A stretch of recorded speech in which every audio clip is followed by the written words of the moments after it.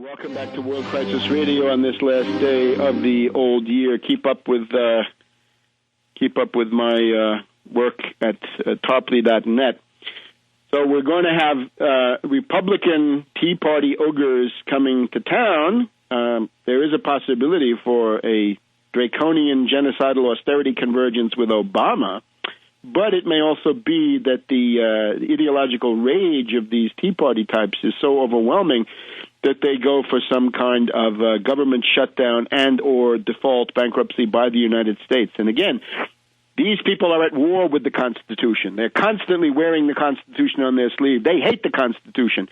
They hate the General Welfare Clause. The General Welfare Clause is in the preamble. The General Welfare Clause is in Section 1, where they talk about the duties of Congress. The General Welfare Clause is in there not once but twice, and they hate it. The Constitution also says that the Congress shall have the power to borrow money on the credit of the United States. They hate that one. They hate the 14th Amendment. They hate the 16th Amendment. They hate the direct election of senators. There's a whole bunch of amendments that they hate, and they're going to try to roll back some of these. I hope they do, because they'll run up against a brick wall. And it will also show people, once again, the bankruptcy of both parties, not just Obama and the Wall Street Democrats, obviously bankrupt. And we've been fighting them now for 3 years here in the trenches.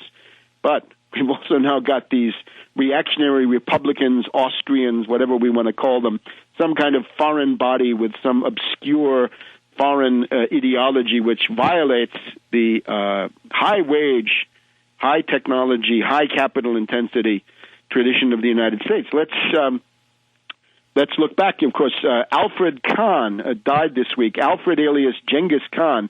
Normally, de mortuis nihil nisi bonum, but unfortunately, this is an important case. Alfred Kahn was a New York City investment banker, scion, professor of economics at Cornell.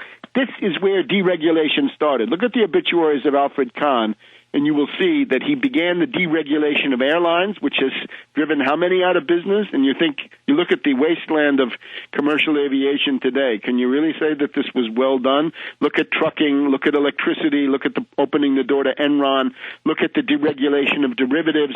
The whole Austrian deregulation furor has qualitatively debased and destroyed and degraded the U.S. economy, and now they want more. Remember, in the Schultz plan, George Shultz and that faction want tax cuts for the rich, cut domestic discretionary spending, mainly unemployment benefits, gouge, cut, and destroy entitlements, Social Security and Medicare, deregulate everything, and have a strong dollar, deflate the dollar, and use that to increase the power of these super rich. So Alfred Kahn departs from the scene. But now let's look in case of Florida.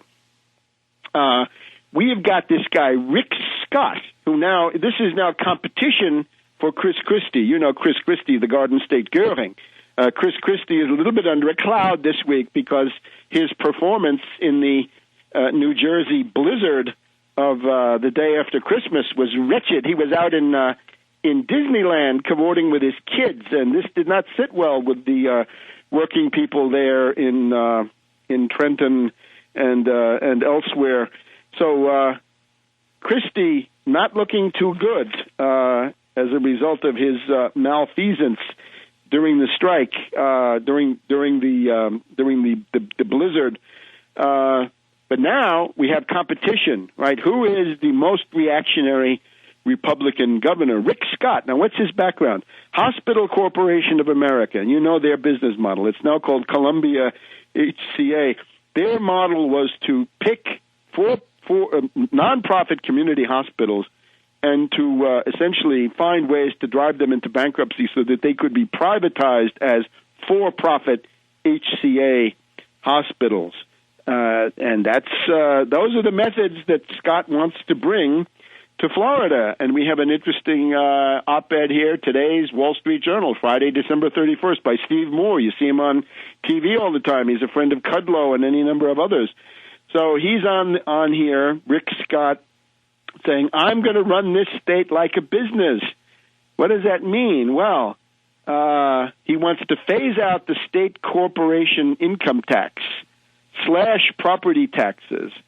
That means the education system is going to be gutted. Rapidly expand the state's K-12 vouchers and charter schools so Florida parents have more education options. In other words, so rich oligarchs get a huge discount on the expensive private schools that they can afford for their kids. Now, Scott, unfortunately, is also under a cloud because his company there was a party to $1.6 billion with a B in fraudulent Medicare and Medicaid claims in the mid-1990s by Columbia Hospital Corporation, which was Mr. Scott's firm at the time. So how is he going to say, I'm going to reform Medicaid in the state when his track record is that he is a party to these, or at least he's presiding over these $1.6 billion in fraudulent claims? And unfortunately, the Democrat in that race was unable to bring home this issue. Obviously, the Democrats, because of their own subservience to the oligarchical financiers, they can't fight this stuff.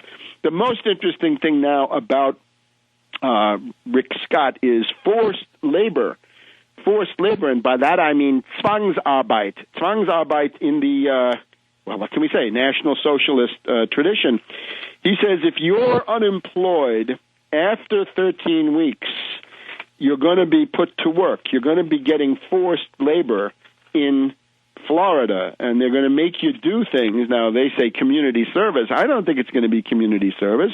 I think his idea will be, we'll put you to work as a scab. We'll put you to work as a strike breaker, as a replacement worker, as they like to say. We'll go someplace where there's a strike of hotel employees or janitors or other low-wage, low-skilled workers, and we'll force unemployment recipients to become the reserve army of the unemployed, right? The potential pool of scabs and strikebreakers, except this time not organized even so much by the bosses, but organized by the government of Florida under the control of Rick Scott.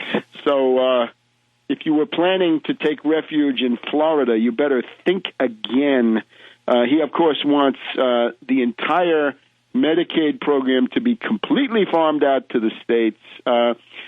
The answer to that is, remember that the reason that oligarchs prefer states' rights is because it's easier for oligarchs to dominate a state than it is to dominate the federal government. The proof of that is also, if you look at this past election, the 65 Republican gains, you notice that there's a disparity between the Senate and the House. The degree of Republican prevalence in the House is much larger. What explains this? It's the same election, same conditions, same kinds of candidates in many cases. The difference is that in the smaller unit, the congressional district of 500,000 or 600,000 people, the money coming in from foreigners, from the Koch brothers, from other plutocrats, can be much more effective. That's where the money can buy an election. It's harder to do that in a state because there are other competing interests. There are some unions, there are some other things that may not be present in a narrowly defined congressional district in the suburbs. But in a state, it's likely to be more of a cross-section of the population. So, again, the smaller the unit, the more oligarchical dominance you're going to have. That's feudalism. That's what neo-feudalism is all about. So we're left now at the end of the year. Obama's a Wall Street puppet. He's a warmonger. He's a union buster. He's a totalitarian. He has this Napolitano running around. He's going to impose the carbon dictatorship with the EPA, or he's going to try. He can't fight the Republicans. He's going to capitulate on these points. He's already said he wants to start cutting the budget in 2011. Well, what have we found in Europe? The Europeans have found what Brüning taught us already between 1930 and 1932. The more you cut a budget in a depression, the bigger the deficit will be in the out years, that is to say, in successive budget years. So it's time to get together and have a candidate to challenge Obama in those primaries, because that entire phenomenon begins next week, next month. January 2011, the presidential candidates get going, and we hope it's not going to be Haley Barbour and not going to be other reactionaries, odious types that we see running around. So we've got to wish all of our listeners a very happy healthy, prosperous new year. The best to all of you. And remember, stay tuned to Tarpley.net. And if you've still got some holiday shopping, buy some of those books that are offered there. And there will be some more coming in 2011. So we'll see you next year.